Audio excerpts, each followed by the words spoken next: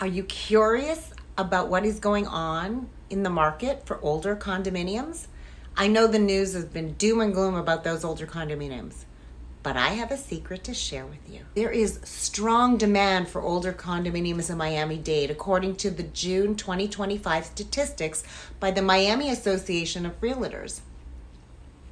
Older condominiums in Miami-Dade are selling faster than newer units, highlighting a steady demand.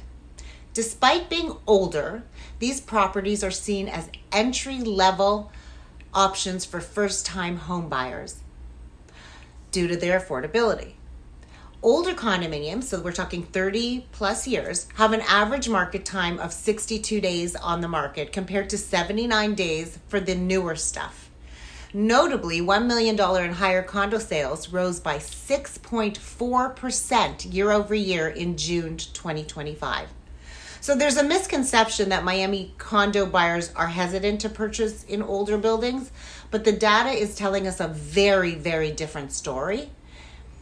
The truth is that the recent state of regulations for older condominium buildings will make these units more financeable, boosting buyer affordability and confidence and opportunities.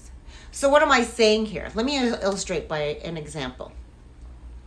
So by the end of 2025, our reserves had to be fully funded. We had to complete all our milestone inspections, so 30, 40, 50-year inspections. And this all had to be, and our insurance went up. So this all had to be financed. We didn't know the numbers in 2024. So negotiating about what could happen, what was going to happen in the future was really hard. People want certainty. So now by the end of 2025, we have all our reserve studies done.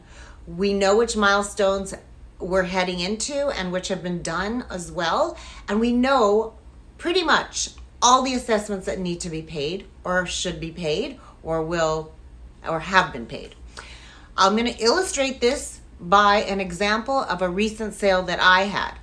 I had a very low price condo for sale in a suburb of Fort Lauderdale. When we were getting close to the closing, we discovered that there would be a $40,000 assessment to make up for the insurance shortfall and for restorations that the studies had indicated they needed. In my case, it wasn't negotiated. The seller just wanted to get rid of the property, so they paid the assessment. But what could happen is that if an assessment is known, we use that as a negotiating tool because most people have X amount of dollars that they want to spend on a property. They don't care if it's going to be if it's to pay off part of an assessment or not. So do not be afraid to buy into these older buildings. They're all up to code. They're all available.